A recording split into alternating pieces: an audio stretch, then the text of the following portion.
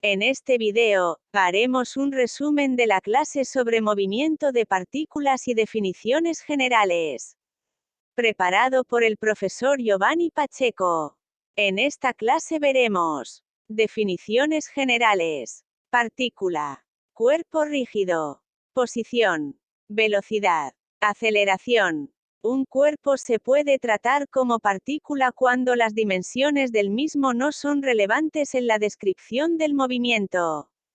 Por el contrario, se requiere considerar como cuerpo rígido cuando las dimensiones sí son relevantes en la descripción del movimiento.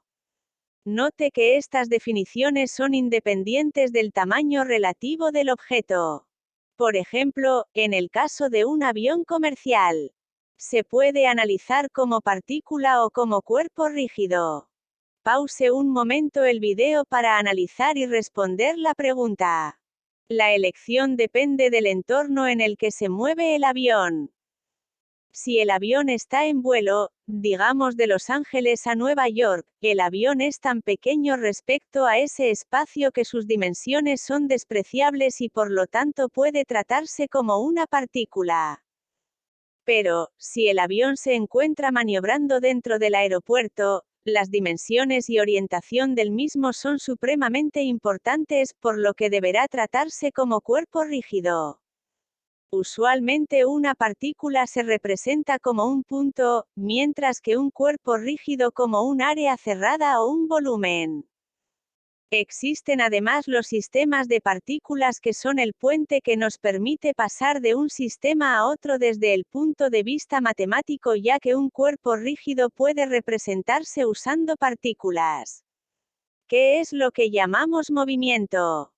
Es importante notar que para decir que algo se está moviendo necesitamos comparar su posición con otro objeto o elemento que consideramos quieto. Es decir, un sistema de referencia.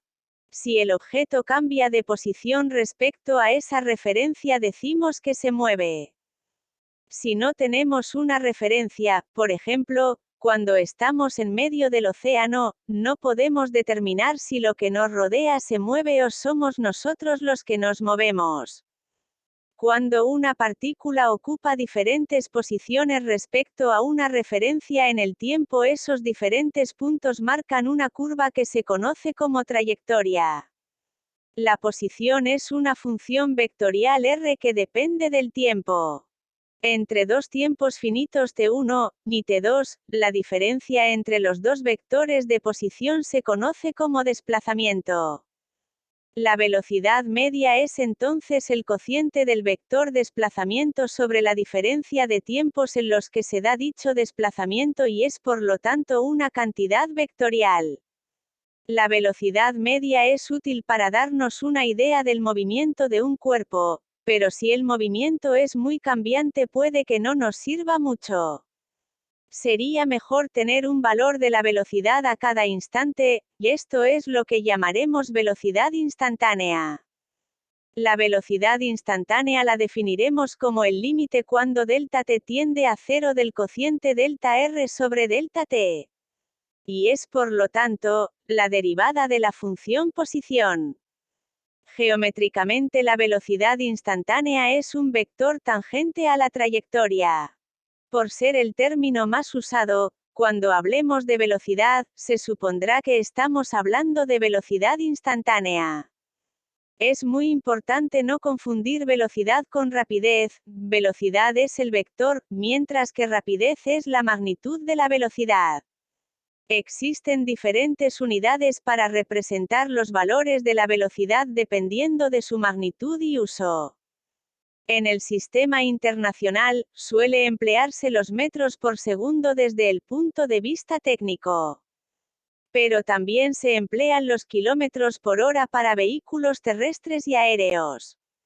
En el sistema de uso en Estados Unidos, las unidades básicas en ingeniería son los pies por segundo.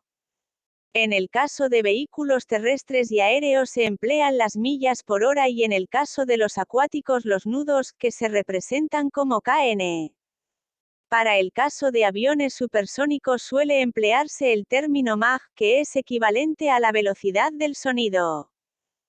Siendo la velocidad una cantidad vectorial, y esta puede cambiar tanto de magnitud como de dirección. El cambio finito del vector velocidad entre dos tiempos t1 y t2 dividido entre dicho tiempo lo llamaremos aceleración media. La aceleración media es una cantidad vectorial y al igual que la velocidad media, la información que provee dependerá qué tan cerca se escogen los intervalos de tiempo.